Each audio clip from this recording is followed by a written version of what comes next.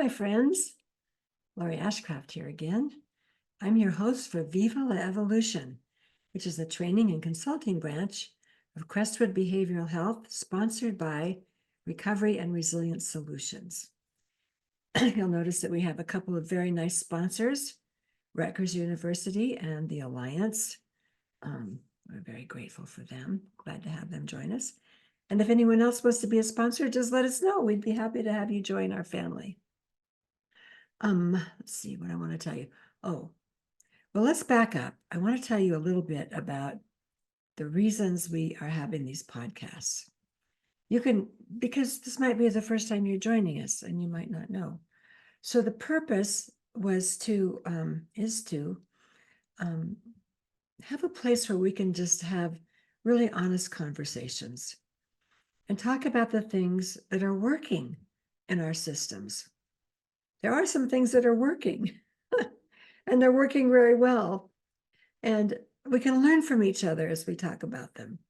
And then there's some things that aren't working very well, and we can share those and together find better solutions for them. So that was the purpose of our podcast. So far, we've, talked to 35 or so guests. And if you've watched all of them, you'll notice that we aren't always in agreement on things. And that's a good thing. That's very good. That shows that we're able to look at situations and let's call them problems from different points of view. And if we listen to each other, we have our best chance of finding the best solutions. So the fact that we're disagreeing, I think, is wonderful.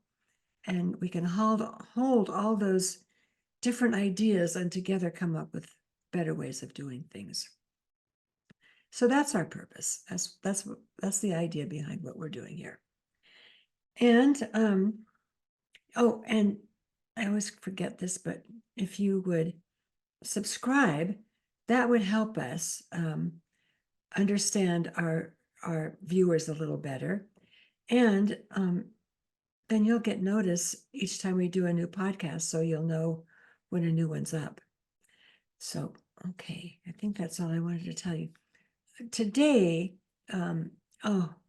today we have the privilege of listening to an amazing woman who's done some amazing work. And Cherene, and she's now working in North Carolina, but she's worked around in a lot of different places. And she has an amazing way of telling the truth that is so disarming and so endearing that it just kind of gets past all of our defenses and allows us to listen from a clear heart, And I learn so much every time I listen to her. She's just a joy. So Cherene is going to join us now. We start off talking. I asked her to tell her own story because I always think that our guests would give us a big gift in sharing how they recovered and how they're recovering. And then we go on to talk about the amazing work she's doing in North Carolina. It truly is amazing, all from a peer-run perspective. And then we end up talking about suicide and her perspective on suicide. She has a lot of experience with it and with people who have contemplated it. And she gives us a wonderful new way to look at it. So heads up on that. Then we're also going to talk about, this is kind of in the middle, we're going to talk about forensics and people that are involved in forensic issues that have compounded and complicated their lives. And the work she's doing with those folks to break through old myths and old ways of doing things. I learn a lot from her, and I think you will too. So here we go. Here we go with Cherene. Well, Cherene, I feel like I've tracked you all over the States in the last few months, trying to catch up with you, to have you share some of your beautiful wisdom with our viewers. So thank you. I'm glad we finally got a place in your calendar. And I know our viewers are so going to appreciate your story and your work and your passion. So thank you so much for finding time to be with us today. Absolutely. Thank you for continuing to keep this on your radar and following me. I appreciate the grace so much. I know you know what it's like to do a lot of traveling and be responsible for different things and competing priorities. So I really appreciate you continuing to center this and bring it back to me and have me here today with you. Yeah, delighted to do that. Um, what would you think about starting with just telling us a little bit about your recovery story? I've heard it and it's so inspiring. And just whatever you feel comfortable sharing about your own recovery. Yeah, I'm happy to do that.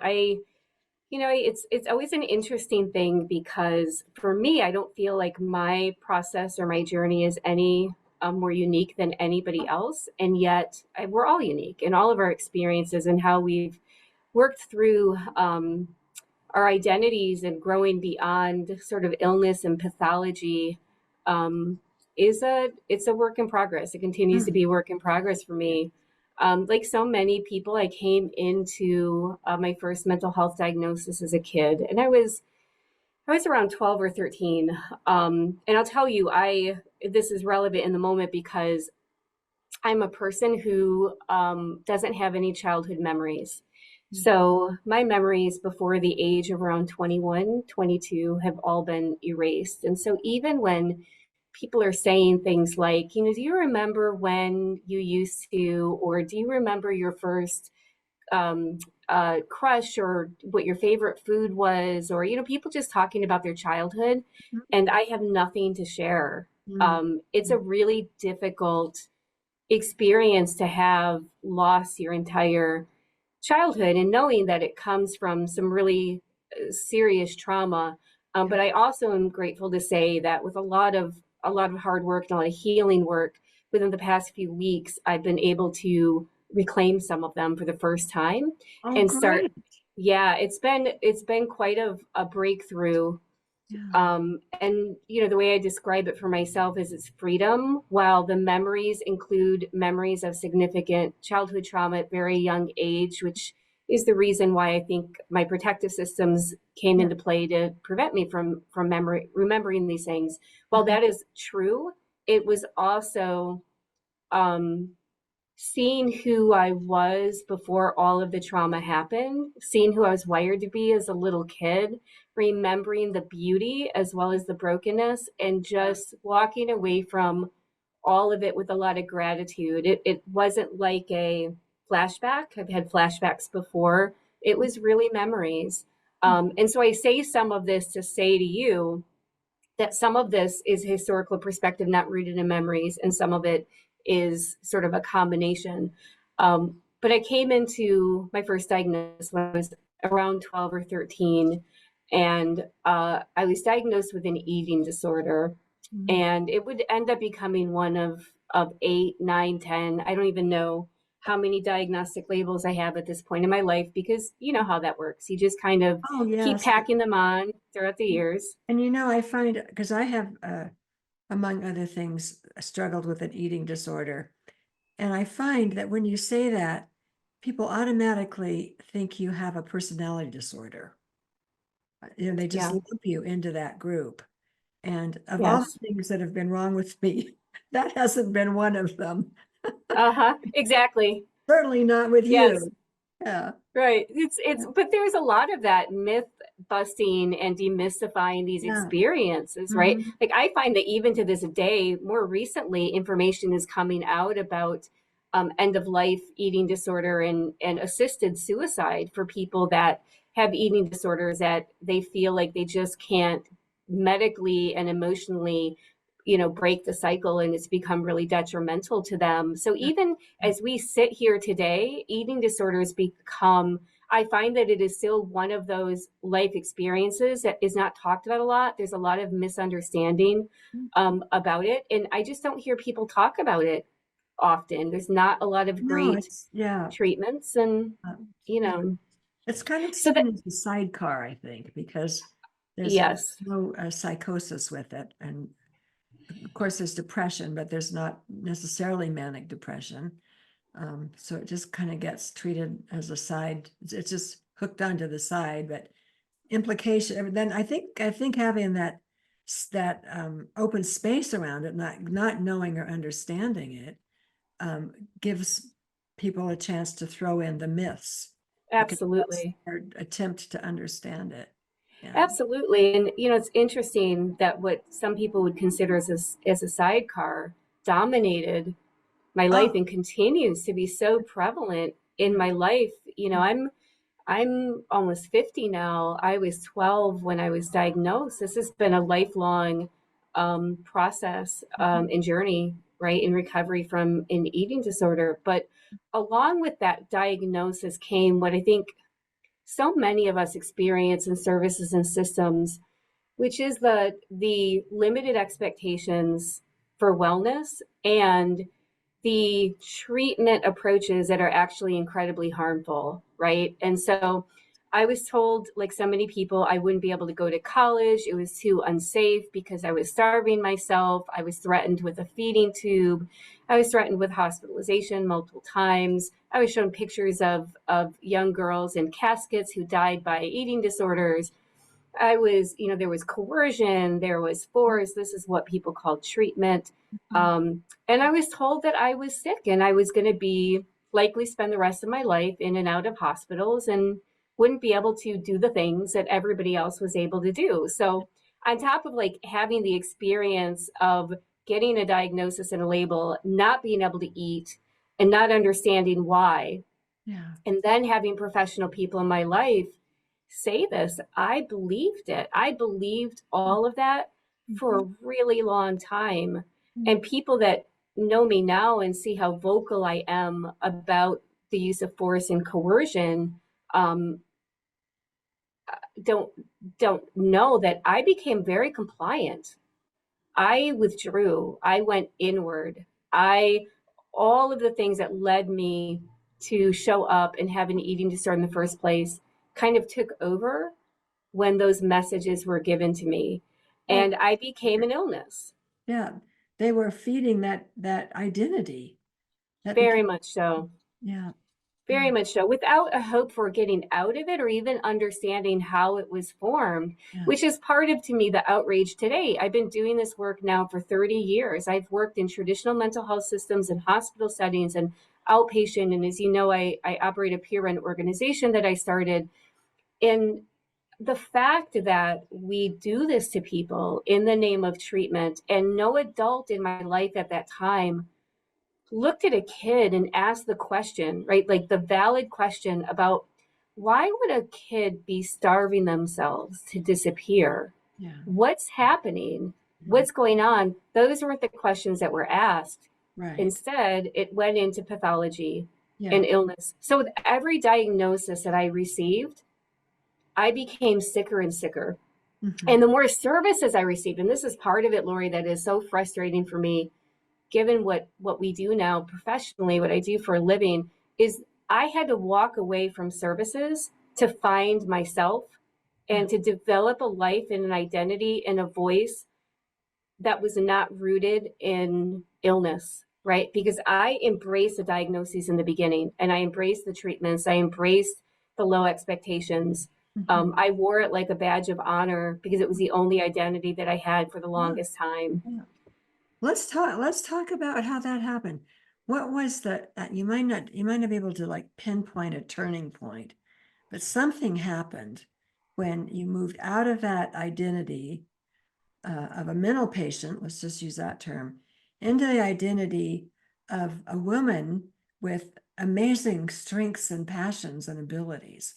Do you know Oh, what I do. is? Okay, good. I do. I remember it's funny because I say that in a sea of fog and not having any memories. This is one of the very few memories that I have that is very clear and very distinct. I was in college, so I was able to go to college under a safety contract and a lot of requirements about what I would and would not be doing. That was the only way I was allowed to go to college. And I was at my therapist's office And my therapist looked at me and said, you're not helping yourself. I'm not helping you. I'm going to have you hospitalized. Oh my gosh. I thought you And were going to say something else. that was the moment. And that was the moment of the deepest despair, Mm, because my instant thought was, when the person that's getting paid to see you doesn't want to see you anymore, you mhm, know you're hopeless. I would walk around campus with a 3X, wearing a 3X wool coat mm, in the middle of, no matter what the temperature was, to hide my body. yeah. I was already shamed. You Mhm. know, I was already experiencing the brokenness for so many years. Well, and So you when know, she said that to me, it was just the reinforcement and validation of all the years that and I'd been told the same thing. yeah. And another thing I'm hearing in there is, I mean, those of us who have some kind of a, I just think it's all about addiction. You know, we find something to hide in. And then we obsess over it, and it's a way to keep us from looking at things that we think are worse. But I think we all have a big dose of abandonment. You know, I just think abandonment is a huge part of addiction. Yeah. And here's this therapist abandoning you. Hmm. Exactly what you Yeah. need.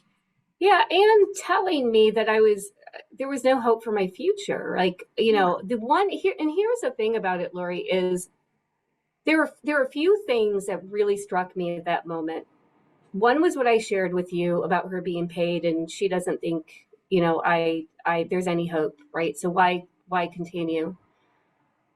The second one was just how painful the struggle was, and I couldn't find my way out of it. And so there was no point in continuing at Mhm. that point in my life. Yeah. The third one was, I was while I was labeled with an eating disorder, I was experiencing sexual abuse the entire time I was in services as a kid. And they took my behavior and translated it through a lens of illness and diagnostics, and then force and coercion was the approach. Mhm. Nobody saw my behavior as a communication of something really serious that was going on in my life. So at the Mm. time, fast forward, when she had petitioned for the IVC, I thought, hell no. I would rather die than to be powerless again. Yeah. I told myself, once I got out of my situation of the abuse, I was never going to be that powerless and Yeah. allow myself to be that harmed again. Right? That happens to Pat Deegan tells a great story about this where she's meeting with her doctor. And I, I'm Pat, if you're listening, I'm sorry, I probably won't get it right, but I get the gist of it. And it's the same principle that you're talking about. It's this guy is telling her the same kind of things. He's telling you, you're never going to work, you can't do anything. And she says, I wanted to leap across the desk and strangle him, but I'd already learned that that's something I shouldn't do. Mm-hmm. A psychiatrist. But she then talks about going outside and saying, I'm going to do this. In other words, having that negative message actually worked as provided the energy to move out. And Right. I kind of hear you like this. It was absolutely true for me. Yeah. And in the impetus, like, so there was the, I will not succumb and lose my rights and be forced in harmed again. But the other really serious one, it wasn't the shackles and the handcuffs and everything that happens with the IVC process.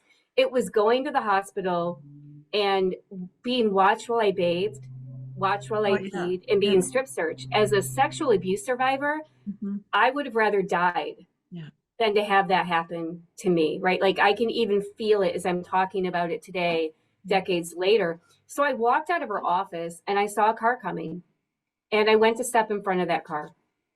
And in that moment, and it's not even something that can be understood or explained, but I know from so many other survivors that I've known throughout the years, there can be this moment. And for me, it was a moment of clarity, where in that moment, when I went to step in front of the car, it was a very quick flashing thought, which was, if you don't learn how to control this, it will always control you. I remember it like it was yesterday. The rest of it, I disassociated from, and I don't have clear memories. But what I have pieced together is I figured out in the whole scheme of things that number one, I could evade the IVC, Mhm. and I figured out how to do that. Hmm. Number two, that if I changed my major to psychology, I could go to the same psychiatric hospital that they wanted to commit me at as an intern. And so this, you can't make this stuff up. I So love it. somewhere the survivor in me said, Yeah. I Yeah. know what I'll do. If they want me to be hospitalized, I'll be hospitalized, but I'm going to do it under my own authority. And that's what I did. I started working at an inpatient psychiatric hospital at the age of 19, and it changed all of the things that I just shared with you about my childhood. Yeah. It changed me forever Yeah. in the first day. When I looked around what was happening, I was told to go into a room and look at all these volumes of files and, this thick. This was before technology. I was working at a short-term acute care psychiatric hospital, and I was asked to read the files to get to know the kids Hmm. and focus primarily on any maladaptive behavior. And I remember looking up at my supervisor and I said, how am I going to get to know anybody by reading a file? Yeah. And it was like a jolt. Huh. That was the beginning of something inside of me that said, this is not okay. What was done to me was not okay in the name of treatment. What Mhm. is being done around me is not okay in the name of treatment. I've got to be missing something. And that's what led to my career change. Huh. Amazing. Well, I love that spark, that moment that happens. I hear that from a lot of people can't nail that. They can't, they just kind of merged. But every once in a while, well, not every, often, someone will go, I know exactly what happened. And that's what you're saying.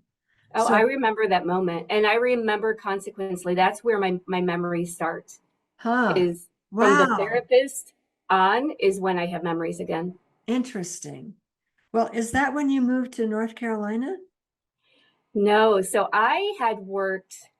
Here's my thought, and having worked in that inpatient setting, and I didn't want to be there, and I saw myself much more from the vantage point of the kids that were there. I was 19 years old, and I should have been hospitalized, right? Or they thought I should have been Yeah. hospitalized, Yeah. and that was the point where I said I need to learn as much about this system as I possibly can because there's no way to counter the bullshit and the harm that's being done to people like me unless I understood it. So I worked before moving to North Carolina. I worked in mental health services for about a decade and a half in New York, in Vermont, doing work Hmm. all over the country. Huh. So I came to North Carolina in 2004. I thought I had seen the worst. I thought I had seen the best. And I landed in a state where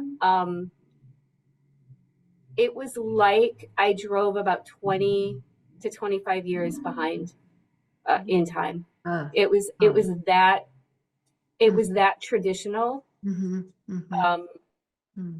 and I had another moment where I said I either need to do something different, I need to move, or I need to stay and fight. Well, and it seems ideal in a way because, I mean, it seems like perfect timing because you got to look around at what works and what doesn't work. So you already knew how much better things could be. Yep. Then you go to a place where it's like ground zero almost. And then you go, I know what to do here. It was very much like that. I mean, this was how basic it was. I was working at a clubhouse. That was my first job when I moved to North Carolina. Uh, And that's part of how I became exposed to the North Carolina, to what was going on in the system and services.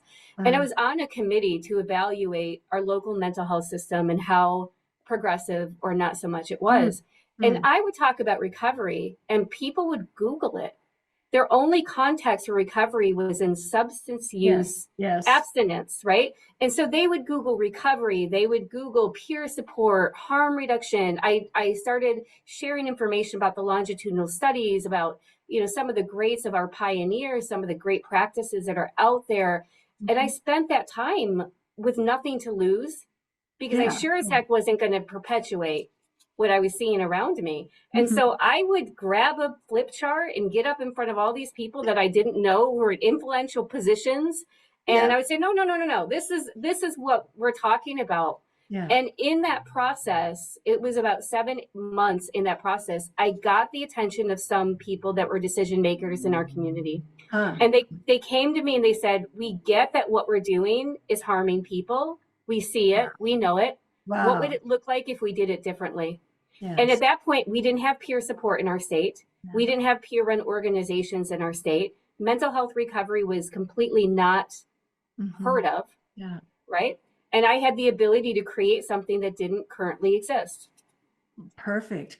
Let's give those folks that recognize some credit. I mean, because how many times have we stood in front of people who don't get it and just shut down the whole idea? So for them, I mean, you're such a wonderful presenter. I mean, I would think, how would anybody not be convinced with you doing your thing? But they often don't give credit to the people who finally hear it. So Absolutely. whoever they were, thank you. The person wants to remain anonymous because I have credited him throughout the years. He has since retired, and I've credited him throughout the years, and he wants to remain anonymous. And I want to respect that. And it is absolutely true that if it were not for him, I would not. This story would not be here. I would have left or figured out what else I was going to do because I couldn't stand up to the moral injury of an illness-based system and be a part of it, knowing that how it was harmful to me and how it's harmful to my own community. Yes. Yeah. Well, and then it seems like you set to work right away. Tell us what you created first, and then tell us each little piece that you added along the way. So the original design, I was not expecting to be running it. You know, they literally came to me and said, what would it look like if we were to change this system? Yeah. And of course, I was sharing about lived experience and that there is an expertise that can only be earned through lived experience. And there's a wisdom that cannot be replicated. And if we are to truly change a system, we need to be led by the experts, the people that live this every single day. So, you know, I was taking in all the recovery values and consumer survivor ex-patient movement work that had been done way before me and weaving that into what I was proposing.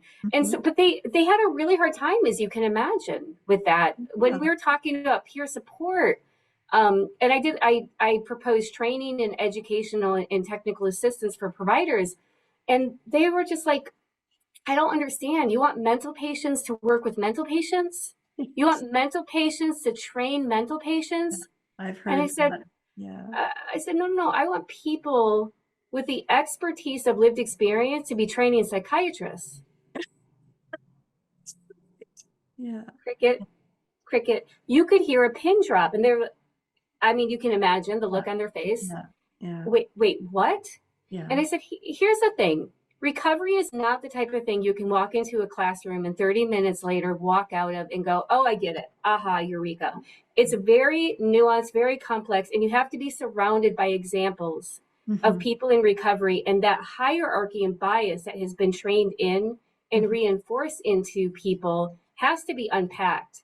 And that's a process to do that.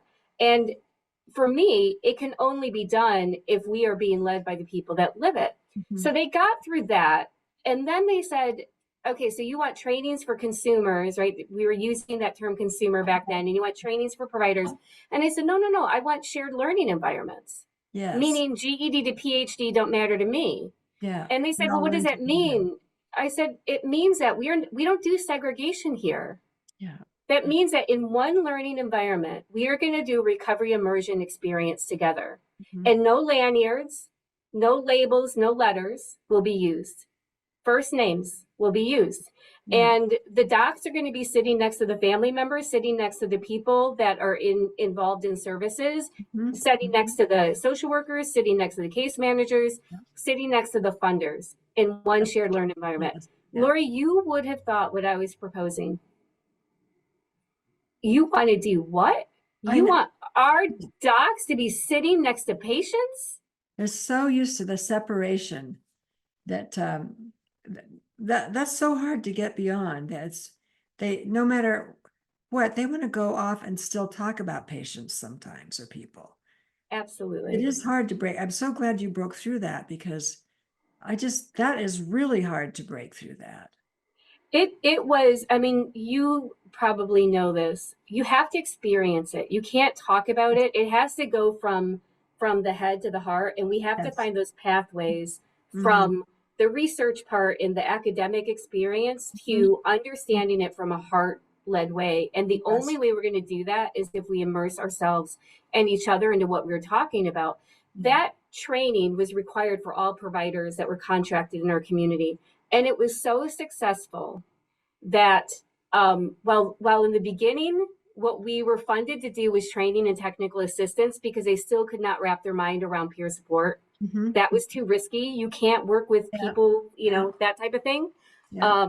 We were able to do the training, the TA, and the consulting. And within that process, funders came back and said, well, if you're really good at teaching it, what will you do with people? And that's when we were able to start the first standalone peer run organization in North Uh, Carolina. And that's when uh, we were able to uh, hire peer supporters and yeah. bring that into our state. Yeah. I'm often a little bit rough on providers. Um, and I am one. And I guess that's why I feel like I can be rough on them because I am a person in recovery. I am a professional. I am a provider. Um, but I just, so in their defense, I want to say, and you're speaking to this, that when you can provide the experience for them, they get it. And most of them really like it. It's like they knew it all along. They just didn't have a way to move forward with it.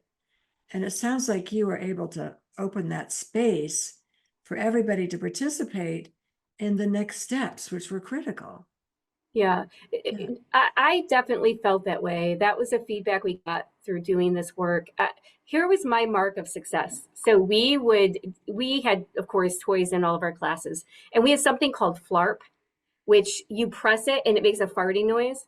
Oh, When I would have a doc, literally, this was one of my visuals. When I would have a doc with his shirt unbuttoned, and this was one person, his tie was wrapped around his head, and every time we would talk, he would do the farting noise and giggle. When we were able to get people that came in so closed and so closed off from vulnerability and humility and being the professional and othering people, when we were able to break through that, yes, we were able to open up something there that was a possibility of shifting worldview and yes. the recognition that you are me and I am you. Mhm. But you can't get into conversations of power and privilege and hierarchy and bias right off the bat without Oh, hitting up against those defense mechanisms. So we had to find ways to do that and make it fun and interesting while making it yeah, relevant. yes. And the reason I love peer support and hiring peers is when, I mean, a lot of people, not just mental health professionals, but just, I think this is human beings in general, is you can explain things, but until they actually see it happening and rub up against it, they can't internalize it. They can't believe in it. That's And, right.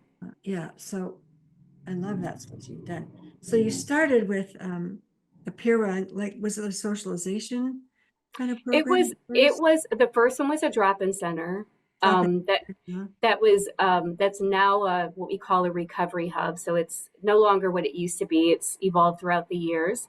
But that was the first peer program that we were able to offer. And then we did one-on-one peer support Mhm. um, through a version of a peer bridger program. And then it kept growing, right? So now, yeah, Where did you get the peers and how did you train them? we ended up creating our own training. Ah, Uh, because there was a lot of training out there that was not and continues to be designed by the vantage point of social justice and social injustice through mhm, the lens of the history of this movement, a rights lens. and through a non-case managing, non-clinical Mhm. Mhm. worldview. So we refuse from the beginning. We're not training people on diagnosis. Like I Right. could have written a DSM at that point with how many diagnoses that I had.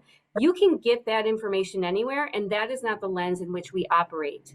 And so there was a lot of unlearning and unpacking that needs to happen, as you know, as a peer supporter, who Yeah. your only context is the way you were treated in services. So it's easy to Yes. replicate what was done to you and think, well, that's what good Mhm. Mhm. service looks like. Yeah. There's a lot of untraining that needs to be done, Mhm. and historical context, and really, really immersing yourself into the values and the whys, not just the whats. And so we just found that we had to create our own over the years. Mhm. And as we learned more, the training started getting bigger.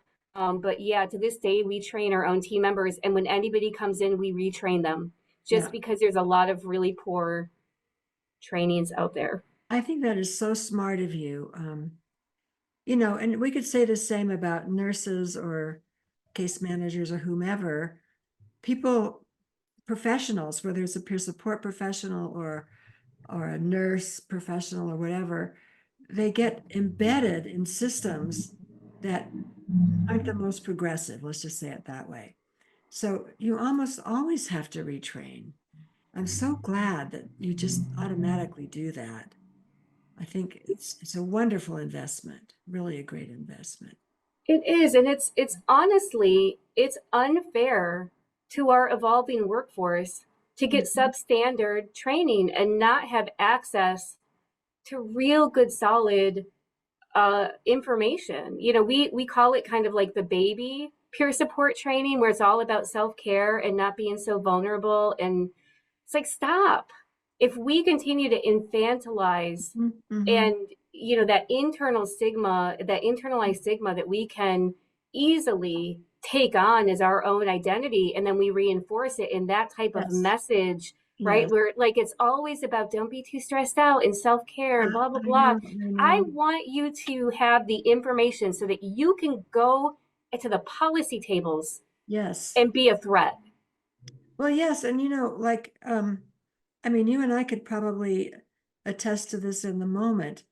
Um, if someone starts relating to our weaknesses and gives us opportunities that just magnify our weaknesses, and or if they start trying to take care of us because they see us as unable to really take care of ourselves, then it's so easy to kind of slip, go, okay. Um, so that's the last thing we want to do. Even, I've even got to where I don't want people to tell me about their triggers. Don't come to work and tell me that something triggers you. Just do the work and the trigger will go away, most of the time. I'm not quite that disrespectful, but But there's a balance. Like the tension that we continue to name is we want to honor our shared experience and the wisdom we've earned and all the greatness that has come out of it, as well as the brokenness.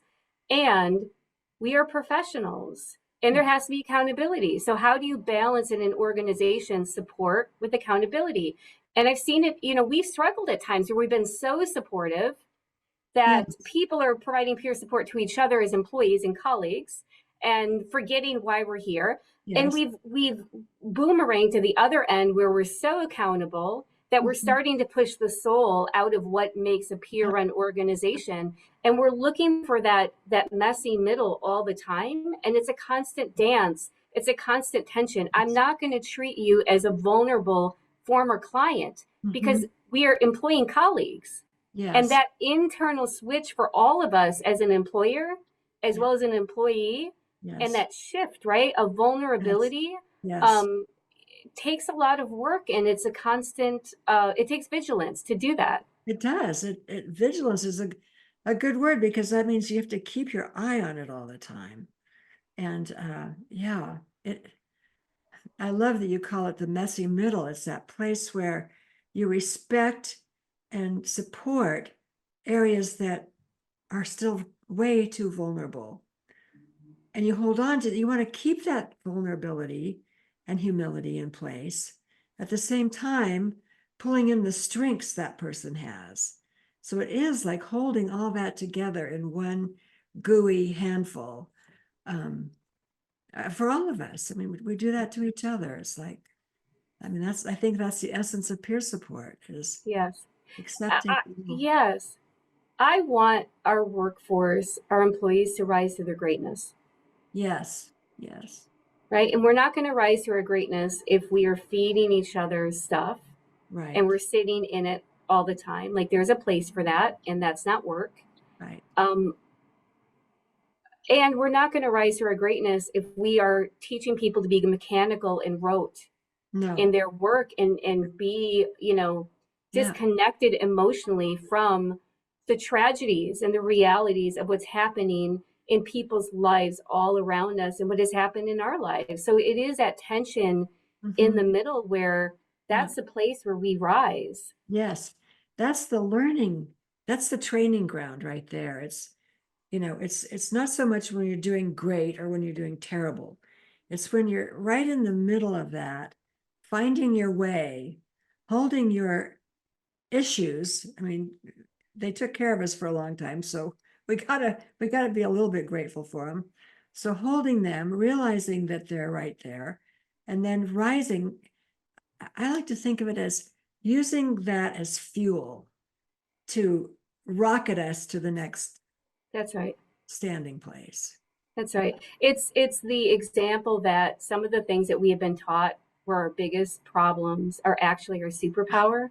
And we Yes, start reframing it as it's not anything that was ever wrong with us or broken that need to be fixed. It was actually a superpower that just wasn't understood or wasn't seen or wasn't, cultivated. cultivated is good. Wasn't pulled together in a way that could energize us and move us That's forward. right. Yeah. I love this conversation. I just want to talk to you all day and maybe all week. Maybe all week. Well, it's Friday where we are right now, It's so Friday here too. it's Friday here. Well, okay. I want to make sure we cover. So you've got the drop-in center going, and you've surrounded that with a whole lot of stuff like training, training the community, it sounds like, in recovery kind of things, and keeping everybody on board with you. And then what were your next opportunities for growth? I'll tell you, one of the things I love about being in a peer run organization is it evolves based on the community. And so Mm, we were at a place where we started realizing that innovation happens in community, by community, with community, and for community. That if we sat back and relied on services and systems to do the things that we needed or that people currently need, that mhm. we were going to be holding our breath for a really long Oh, yeah. time. Yeah. And so we had to become really responsive to the needs of our community. And which also meant that we had to be responsive to our team members coming into the organization and the experience and wisdom they were bringing with them. Mhm. And so we ended up growing in ways like working within our community of people that are unhoused, right? We have teams of team members now who lived on the streets for many, many, many, many years. And um, we realized through their experience and the experience of our community that many of those systems were just not, they weren't designed to really help people internalize an identity that wasn't rooted in poverty and illness. And so many people were avoiding services and avoiding systems because of so much trauma. They weren't culturally relevant. Like there's all that stuff, right, with housing that comes into play. And so that allowed us to start doing more street outreach and working in encampment sites and supporting people to consider what it would be like to not live on the streets. And if they were going to continue to live on the streets, no judgment, how to Mhm. do it safely. Right. Mm. So we entered into more in that realm. And we've been doing that work now for well over a decade and a half now. Uh, It brought us into the world of what I call the criminal injustice system. We have about right now 80% of our employees have felony backgrounds or have lived long term in prisons, state, federal jails. So we have a lot of intersections between houselessness and poverty what's labeled as mental illness and substance use and involvement in the criminal and justice system. And so we started working in the courts and bringing in the profession of forensic peer support into our community. We've been doing that work now on the front end to divert from incarceration and to create alternatives to traditional treatments for people that are court involved through going back into prisons and jails and supporting people to be prepared mentally and use their time instead of letting their time use them, and then supporting that reentry on the back end. When we started getting involved in that system, like we are as an organization, we are a non-carceral, zero force, zero coercion through and through. And when we start working with systems that use force, that use coercion, that are all about confinement, it created for us a lot of challenges, and it required us to be very intentional about supporting people through those systems that we don't necessarily endorse. And how do we also gain the trust of the people that work in those systems so that they can be comfortable enough so that people with that shared experience can be involved. And so I just want to stop you there and compliment you on the wisdom of that, because so often when we see something that we think is unjust, we get into a real we they kind of thing. And I don't hear you doing that. I hear you bringing people on board with you in a way that creates more partnerships than problems and resistance. And I rarely see that because it's such an occupational hazard to go we they. I'm right and you're wrong. I'm good and you're bad. yeah. And while you feel that, in your heart, on the when you put it into action, it's more of let's bring everybody along and figure this out together. That's so beautiful. Well, it's kind of where we cut our teeth in our training in TA, bringing people from all different perspectives together in one room and having to hear each perspective is valid, and understanding what shaped each vantage point, whether it was professional training and licensure, lived experience, whatever has shaped where you've come from. If we continue to get stuck in our otherness, we are not going to find our way in some way right to the middle. And people are impacted every single day by systems that are experience is very harmful. I will tell you, I get this question. One of the most prevalent questions that I get is about that issue of abolition versus reform, right? And what is right and what is wrong. Well, it's in the peer space, in the peer run space, there are people that believe that we should not be working within systems or with systems at all, and believe that we should be abolishing it. Yes, and should not be over here on the other side, not in and not interacting. And there are other people that are more reformists, that feel like we should be changing that system either from the outside in, the inside out, or both. I sit in the middle. I feel like I'm more of a strategist, which means that at times my approach is going to be abolition because that's what's going to get more traction at that time. At times my approach is going to be more reform because we're not going to change something that has historically been in place for all these years. And I'm going to use energy and time trying to dismantle something that is so stuck that it's just not going to happen. But perhaps we can shape it to be more trauma informed, or, and then there are other times where I say, I'm not playing in either of those sandboxes, and I'm going to create alternatives. I'm going to create something that can counter what's currently being done and create another option for somebody.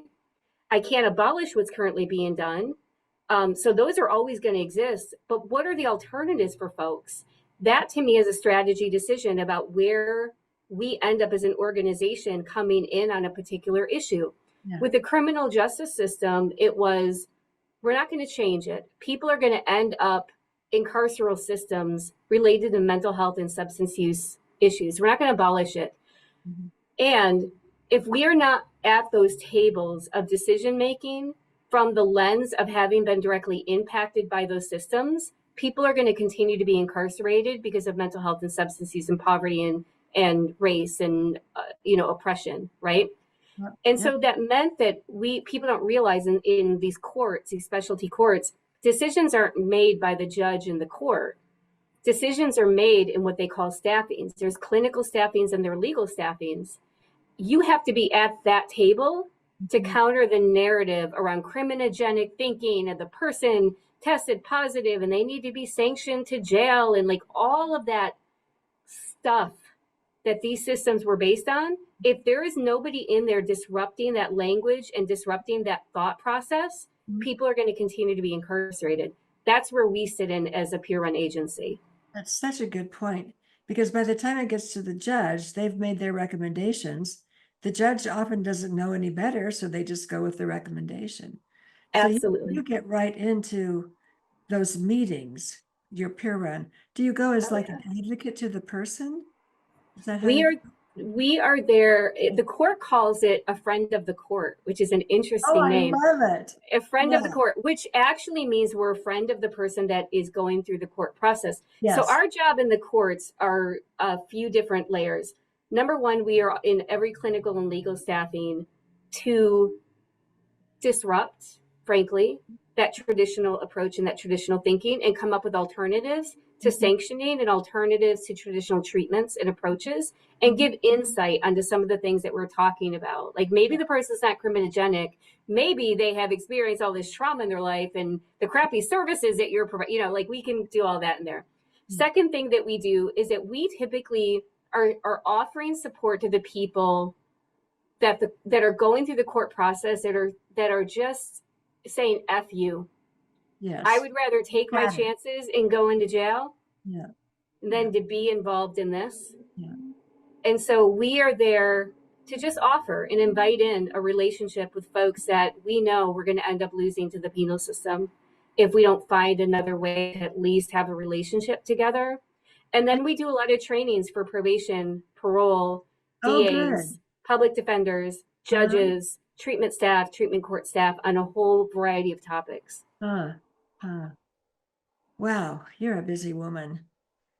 So I think you renamed your peer run to a hub, and then I'm getting that from that hub you have housing services, you have services to folks who are involved in the criminal injustice system, as you say. I love that term. Mm-hmm. We have a supported employment team of all people with lived experience that utilize IPS. Okay.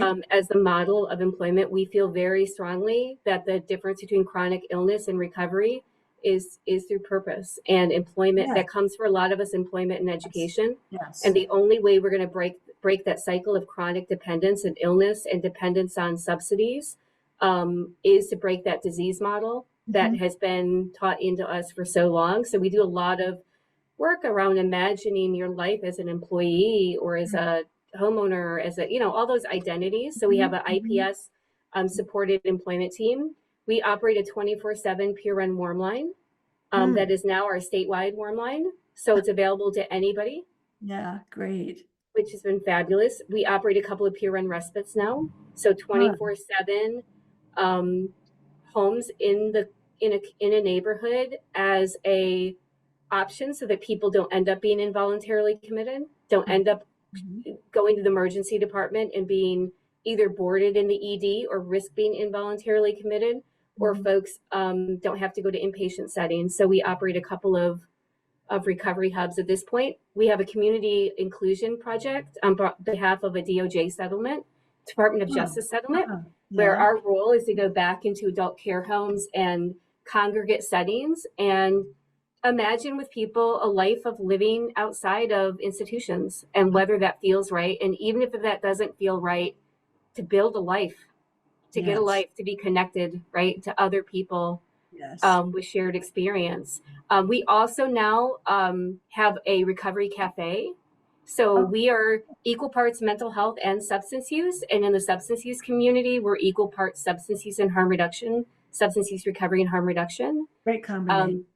It's how we evolved because our community has said to us, this is what we need. And our team members have said to us, so we are both an RCO, a recovery community organization, Huh? and a COSP, a consumer operated services program. I So we see. don't say like, mental health, we're a mental health peer agency, or we're a housing agency, or to us, we are a people agency, and we've had to grow and evolve.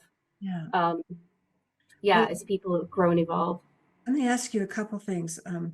One is when I've really tried to hire people as peers. I mean, they've been trained, they're wonderful. And they, for the funding, usually they have to have a GED or some kind of degree.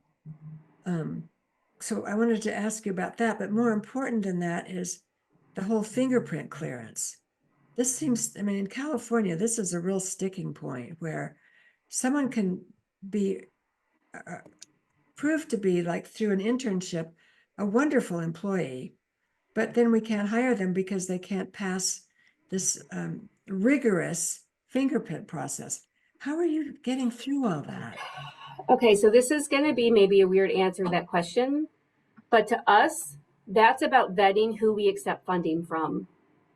So Oh, we are an agency that does not go after funding. It doesn't follow the money. And okay. if there is funding tied to requirements that push us out of our values, we Uh-huh. have the wonderful advantage at this point as an organization with a long history of being very selective about who we will accept money from. That means Ah, that we don't have Medicaid funding. yeah. We have one state contract, but our funding has never come from our state. We Uh-huh. have had to find other sources of funding that will honor and partner around our values and how we operate, which means that we have former gang members that work at PRN. We have Yeah. people that were convicted of murder that work at PRN. We have people that academically did not get their degrees that are part of our organization. We have set this up from a business perspective to not have to compromise on who we are and where we came Hmm. from a peer run lens in Hmm. order to accommodate systems level thinking. Does that make sense? Makes well, yes. A few people think that way because they I think we just don't get creative around funding sources. We think we're stuck with Medicaid, Medicare, and as it trickles down, it affects other funding sources because those stay in place. Um, but I think what you're challenging us to do is, I mean, maybe we fund part of our organization with those traditional sources that have rules, antiquated rules that don't allow us to provide services the way we know would work better. We're stuck with these old things. So maybe we fund part of ourselves with that, and then we bring in other funding to do creative things Yeah. that are don't confine us so much. Yeah, no doubt. I mean, that's our experience where we are at is we could never rely on system funding. We were proposing things that were considered so fringe at the time Yeah, that people couldn't even wrap their mind around what we were doing. yeah, So from the beginning, we had to find other ways to do what we do through our values and not to be dependent upon other funding streams, which actually has proved to our benefit. I have come to describe it as most behavioral health is like the Walmarts of behavioral health. There's these big box, huge yes, organizations that do everything for everyone and nothing for no one. And when you're going to a party and you need a black dress, you're not going to go to Walmart. You're going to look for a niche. You're going to go to a boutique. We yeah, are more of a boutique. We are not trying to replicate any service that exists within a system. We are uh-huh. trying to look at what the systems were not designed to do Hmm. and fill the gaps Yeah, particularly for people that have been kicked out of those services or won't show up, have walked away because yeah, they have felt so harmed by them. So we're yeah. not trying to replicate Hmm. existing illness-based systems, Hmm. and we're certainly not trying to accept their funding to do more of that. Yeah. We're looking at what's left behind in all the holes and how do we come in to support the community design something Hmm. that makes more sense to them that they will actually show up for. Yeah, that means something to them. Yeah, Yep. yeah, yeah.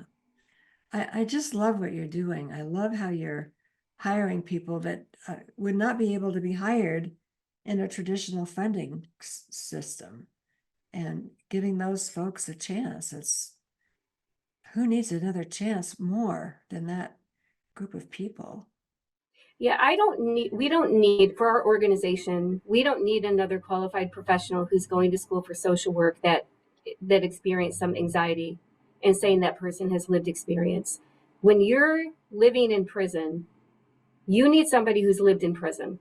Yeah, When yeah, you're imagining a life out of institutions, you need people that have lived in institutions and have gone through that process. yeah, When you are considering suicide, you want to be connected to survivors who are not going to try to convince you or change you or minimize or invalidate your experiences, right? You need somebody who understands but is not so stuck on the outcome that they're not there in the process with you. So our team has had to grow based on the needs of our community and what shared experience actually means hmm, within our community. If you've never been unemployed due to a mental health issue, you're not going to be on our employment team because right. you can't even imagine what it's like to go from disability benefits Yeah, to taking the risk of getting off of yeah, a guaranteed sum of mhm, money that puts you 200% below the poverty level, but yeah. it's guaranteed. You can't even imagine what that process is like internally to take the risk and even imagine that you could be employed and not be dependent in that way. Yeah, yeah. And then once employed, what I saw so often, continue to see is um, once a person gets hired and starts giving back, they get 100 times weller. It's just the best kind of treatment we could Yes. possibly offer them. Yes. It's so interesting because one of the biggest challenges that we have had historically is um, changing hearts and minds around employment Hmm, within the service provider community. hmm, hmm. The disability conversation has started way before people reach the age of 16, Hmm. right? We train it into our providers to talk to young people about getting on Medicaid and having a safety Yes. net. Yep, We do yep, SOAR. Everybody has SOAR workers now to make it easier to get on disability benefits. We have shaped our provider community to believe that people are incapable, incompetent, can't work.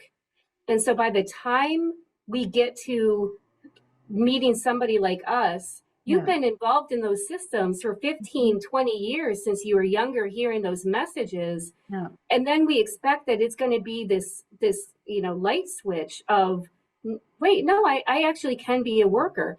Changing that worldview has Yes. been one of the biggest challenges that we have found within Oh, these systems. I see it every day too.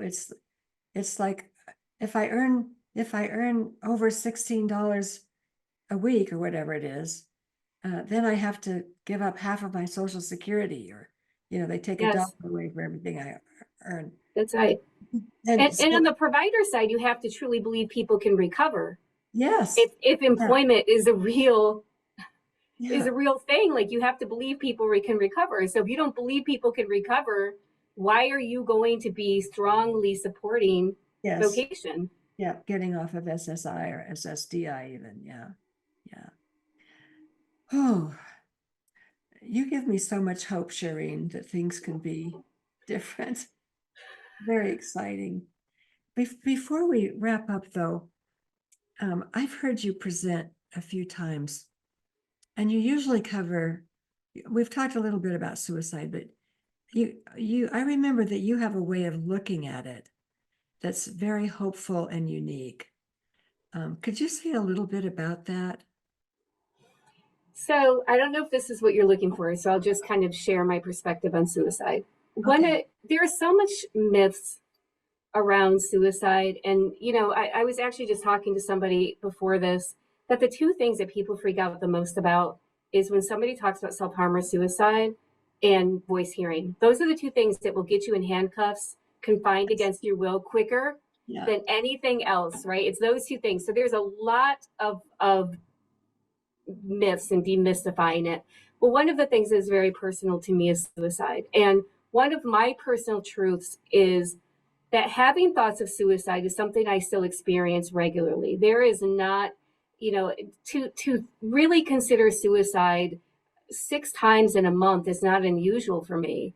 And I will find myself like making a plan in my head, and then I will realize what I'm doing, and kind of come out of that that thought process, and kind of examine like what's going on in my life. And having that as an option has saved my life. And that can be really confusing for so many people that have been trained into the belief system that when somebody talks about suicide, our job around risk and safety is to stop them from the behavior of suicide attempts, right? That's how we have defined safety. Or to try to remove those thoughts from the person. Good luck. Once that neural pathway has been created in your mind, there is something that can easily happen within us that our go-to place for safety and survival will be thoughts of suicide. You're never going to remove that from me, nor do I want you to remove that from me. So any intervention that you create that is grounded in risk assessment that ultimately ends in me being confined, I promise you will never see me again. And you have just increased the risk of me dying by suicide. Given that example that I shared with you about that therapist who threatened an IVC and I went and attempted suicide, directly related to that threat of force, right? Because she was concerned about my safety. She increased my safety risk substantially. Yes. And so there's a lot of myths that I think have to be understood and have real conversations about suicide that have nothing to do with the act. They have nothing to do with behavior, which means that our approaches should not be a behavior management approach or behavior modification approach. Behavior modification management looks like we need to confine you. We need to take anything that you can harm yourself away from you. We need to watch you to make sure you're not engaging in the act of suicide. In reality, I find that suicide is a communication to me that my nervous system, or I am under extreme distress, and it is sending me a message that I need to listen to for my own survival, right? And that message is usually rooted in past traumas and past wounds and past harms. And so when even to this day, I have a great therapist. Can you imagine being my therapist? God bless my therapist. I walked away from therapy for many, many years. I have a great therapist. And when I say to her, I've been thinking about suicide, here's what she doesn't do, which are the common approaches. Do you have means? Do you have weapons? Do you have a plan?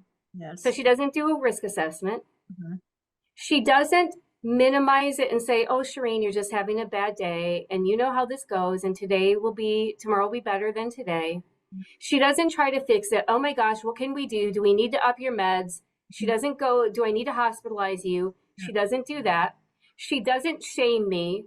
That's against God's will. Or think about everybody that you will leave behind and the purpose that you have in this world that will not be realized because you decided to die by suicide. Like those are very common approaches, right? When somebody talks about suicide, and every single one of them can be devastatingly harmful. And instead, we engage in the conversation about what's going on. What does it feel like inside my body? So we do some somatic work. We do some, if the pain could have a voice, what would it sound like? What would it look like? Right? I actually do that real healing connection with her in a non-pathologizing way around thoughts of suicide. To me, a thought of suicide is no different than, do I want to eat chicken tonight for dinner? Yeah.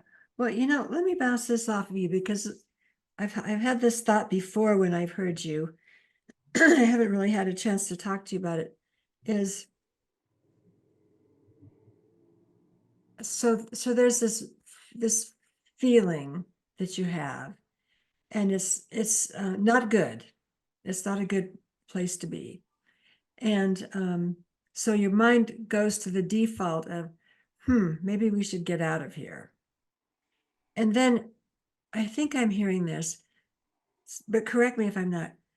So now you're given a choice right there. And you yourself counterbalance that by saying, well, probably not now, because I really want to finish this up and I've got that happening. And maybe you even have some of those things that a therapist might say that would make things worse, that you say to yourself. Um, is it just that you know you have the option? I mean, that you choose that you don't want it. Is that any part of It's it? a part of it. Yeah. I mean, there's a big part of it that if the option is there, I feel less pressure to Yes. then, right? Like Yeah. to either not or to decide that I'm going to attempt. I have a choice in that moment that Yes. is not based on an urge and an emotion Yeah. that I have in the moment. Now I have the skills. So in addition to having a choice, I now have some wisdom that I didn't have before. I Mm-hmm. used to think that when I felt that way, it was true. It feels Ah. very Yeah. real. The darkness feels very real. I'm not discounting the reality of the feeling of it. What Mm-hmm. I've learned to do though is to test whether my thought process is actually true, right? So Ah. I've come to understand it as I call it my mind fuck. That Okay. sometimes my mind convinces me to believe things that aren't true that are, and Yes. sometimes my mind convinces me to believe things that are true that aren't. Yes. And it's something that I carry with me.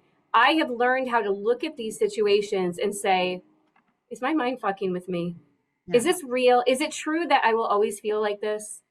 Is it Right. true Okay. that, and then the things that are causing me to feel that way? And Mhm. that will also then lead me to, and what's going on? What's Yes. going on right now where you're feeling so suffocated, or you're feeling so overwhelmed, or you're feeling so voiceless, or you're stuck in such a shame cycle right now that you want to disappear? I know Yeah. the feeling of wanting to disappear, right? Whether it's through not eating or Yeah. through a direct way of ending my life. When I get to tap into that, Mhm. that's where that other space comes in about if I choose not to right now, then what I am choosing to do is understand it and have a relationship with the feelings and then do something about what's causing me to feel this way, which has nothing to do with am I going to attempt suicide or not. So in a way, you're taking your power back right there. Completely. Yeah. Yeah, it's complete. You're not. And sometimes I have felt powerless against the thoughts Mhm. and against the drive that I have to end my life. This has been one of my ways to be able to say, no, no, I actually do have a choice here. I do have an Yes. option. Yeah. And it is a valid option Mhm. to die by suicide. Like I don't take that off the table ever as a valid option for me. But the power that you're talking about is the power of choice. When you get to that point, you get to choose. And I think once you choose, uh, you're back in. Once you recognize that you can choose, you're back in the power seat. Yes. You're not The just. other thing that I've learned how to do, so yes, sorry, I didn't mean to. That's okay. Go ahead. The other thing I've learned how to do now is I name it out loud. Ah. So I am not a public person when it comes to, I don't share my story publicly a lot. There's a lot of reasons why I choose not to do that anymore. I don't live my life on Facebook like out loud like that. However, when I am truly in that dark place and I'm at risk and I'm on that fence, I will put it out on Facebook to say, really rough day today. Boy, thoughts of suicide really suck. And, trying to figure this out. Yeah. Um, that is my way for myself accountability so that I can put it out there Uh-huh. and examine it in a different way when it's really getting to the place where it's truly is risky for me. Mhm. Mhm. Mhm. I know that's very personal, and I so appreciate you sharing it. When we look at the statistics on suicide, um, something's happening that we could do better at. Um, there's so much coming out now about the 988 stuff where people think they're having a confidential conversation with someone and they say things that they wouldn't ordinarily say. And the next thing they know, there's a squad car in their front yard. That's right. Um, So there's got to be a better way. And I think you're onto something. I don't know how to bring that to scale, but if we could take that approach that you're talking about and figure out how to put it into action, I think we'd have a much better, we'd have a way to there's a lot written these days about post-traumatic growth as opposed to post-traumatic other things. I'll just leave it at that. If we could take the suicidal thought and use that as the impetus for post-traumatic growth, let's call it post-suicide thought growth. How could we harness that energy and use it to grow ourselves instead of take ourselves out? You're onto something there. I don't know what to do with it, but I like I- it. Well, you know what? I would even reshape what you said because I Okay. don't want to pressure anybody into thinking that that thoughts of suicide, you either grow from it, you die, or you go backward, or you sit stagnant. I want people to be able to have conversations about it and without fear of exactly what you're talking Oh, about, okay. without fear of the Yeah. police showing up, Yes. without fear of the person's reaction, without fear of being hospitalized, without fear about being forcibly injected. And at a time when we are spending more money in suicide awareness campaigns and suicide training and all of these other things that we are doing, we also are experiencing highest rates of suicide. So we are missing the mark around suicide in Yeah. some really, really serious ways. Mhm. It's one of those conversations, Lori, that frustrates the heck out of me because it is so personal, Mhm. and we are doing a huge disservice, and we're losing people because of our reactions to or our responses to Mhm. suicide without truly understanding it. Yeah.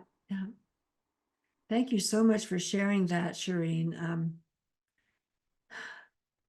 I almost feel like we should do a whole separate podcast on that, but I sort of like what we've got so far. We've got a nice array of wonderful, hopeful, innovative ideas without minimizing the challenges that are involved. So I just want to thank you from the bottom of my heart for being with us and sharing your wisdom.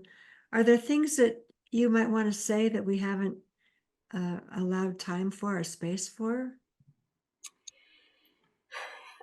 Well, I will say this. One of my frustrations, there's several, but one of my frustrations is, and you and I have been able to talk about this before, it's what's happened in peer support. And there's a level of exploitation and co-optation that Mhm. has happened with peer support that, it's like once the train has left the station, can we get the train back? Can we back it up? Yeah, Um, yeah, yeah.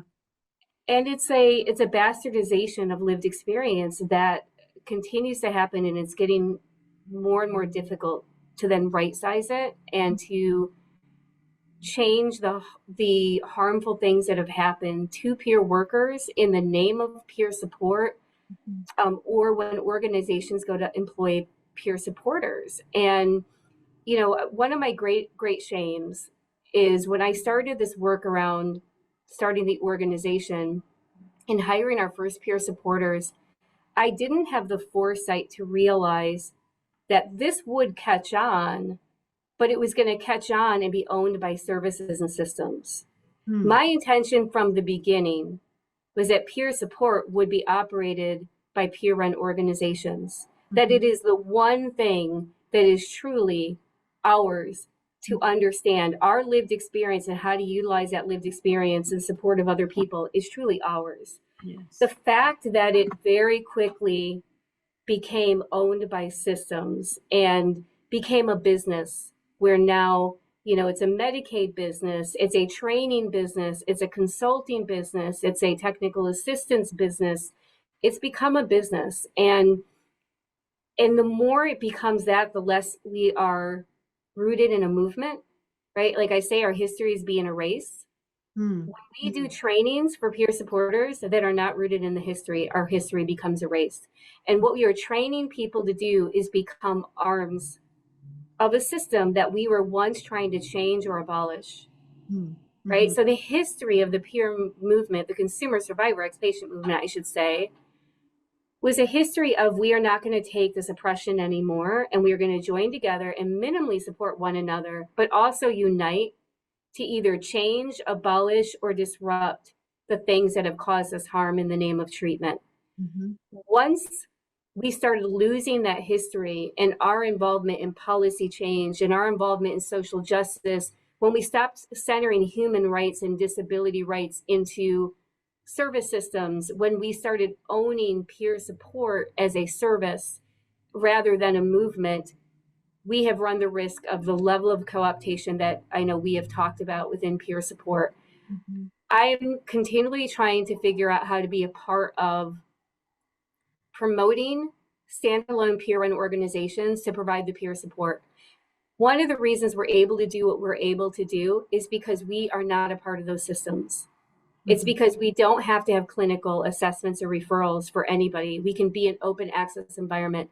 No one has to have insurance or even say that they have a diagnosis to be a part of a peer run organization. And the standards in which we operate are not rooted in a medical model or a clinicalized worldview. Mhm. That is part of what is missing as we look around the country around suicide, around some of these other issues that we're talking about with criminal justice, around housing and being unhoused, around people living with HIV. Like we can go on and on, domestic violence, human trafficking, right? Is the flexibility to support people in really important, impactful ways that has not been designed by people that have never experienced it before. I don't know what that means other than I'm continuing to be open to those conversations. And how do we support the startup of other standalone peer run organizations that can do authentic peer support? And maybe the providers can contract with them to do peer support rather than just solely be owning it. That's what we did in Arizona. Uh, we um, we trained and hired the peers, and we were not. I mean, Gene and I are. You could call both of us peers. We both have a lived experience, but we were more drawing on our professional selves to run that organization. I shouldn't say on the surface, but really our hearts are really what pulled us in the directions that we went. Um, so we would train and hire the peers, and then we would send them to the other organizations. We got money from the other organizations to send our peers there. So they paid us to pay the peers, but they were our employees, and that way we could do the supervision and hold the line. We could say, when you come up against that, this or that, you need to come back to us so we can go straighten it out. And so that is a model. That is a way to go. Um, I'm a little more optimistic than you are about having peers work in traditional services. Just because I've been in a position to see how powerful having peers in a traditional organization can be and how they can change that organization significantly. The risk you're talking about is co-optation is there, but I think if the organization has their heart in the right place, they can keep that from happening. That the peers don't just buy in, they stay in that role of, wait, why are you doing that? Or wait, that wouldn't have worked for me. Um, I think that can happen. It's hard. And maybe that doesn't happen as often as the co-optation, but the potential is there for that to really be a change agent. Yeah, I don't disagree with that. I do absolutely agree that organizational leadership has got to value, buy in, show up in humility and vulnerability to be able Yes. to rethink. Because the truth of the matter is, if an organization is hostile toward peer supporters, it is likely hostile toward other employees, right? If Right. you're walking in with a moral injury as a Yeah. peer supporter, it's the organizational culture has to be rethought anyways, Mhm. Yeah. right? Because other people are also showing up having to do things that are harmful in the name of treatment, or they're doing it because that's what they've been taught how to do, and they're not being challenged to think differently about the community of people that they're providing services for. Yes. I've seen it happen. Of course, I do a lot of consulting with provider organizations. More often than not, I see agencies funding for peer support is tied into federal dollars, is tied into Medicaid, is tied into contracts. Organizations that accept that funding, they hire somebody because they have a diagnosis, have no organizational readiness, Right. no thinking about the organizational culture, how they are going to bring in this other profession into a workforce when the other workforce doesn't understand that profession. And the easy thing to do with a new profession is to utilize them like something you're familiar with. You know, we've been through this when hospitals started hiring social workers. Nurses were up in arms because that's a non-medical personnel coming in, and we need more medical people that can, you know, take the load off of us. This is a story that is not new, it's as old as time. It is. To do it requires a lot of intentionality and a lot of willingness. I have met some amazing organizations that are willing to do that messy work. Yeah. More often than not, I see a lot of agencies accept the funding, think, oh, it's simple. We just hire somebody with a label, a diagnosis, and mess it up seriously for everybody, and then walk Yes. away and say, we're not getting the outcome, so this peer support thing doesn't work. No, Yeah. you actually were never providing peer support in the first place. You were providing case management. Yeah. You were utilizing peer supporters to do more of a mini clinician or qualified professional role. Yeah. Yeah. Well, thank you for that final thought. I I really know that. appreciate Just it. a little final thought, Lori. Just a little PS. A little PS. I also thank you for inviting me. Thank you for continuing to be patient with my schedule. I'm so glad we were able to do this. And thank you for going around the world with me today, because we really did Yeah, we cover a did. lot We of territory. covered a lot of Uh, ground today. we did. And I appreciate having that space so much. And I hope that somebody walks away getting something out of this dialogue, that it feels helpful in some way. Oh, it will. It will. Okay, I'm going to let you go. I know you're busy. Thank you again. Love you very much. And Thank hope to you. see you soon. I appreciate you. Thanks, everybody. Okay, so there you have it. A little bit of a long interview, but worth every minute. We did cover a lot of ground, and I think we'll probably be having Cherene back a few times to go into a little more depth on some of the things we talked about. So thanks for listening. Thanks for being part of this adventure. And I'll see you next time. Take care.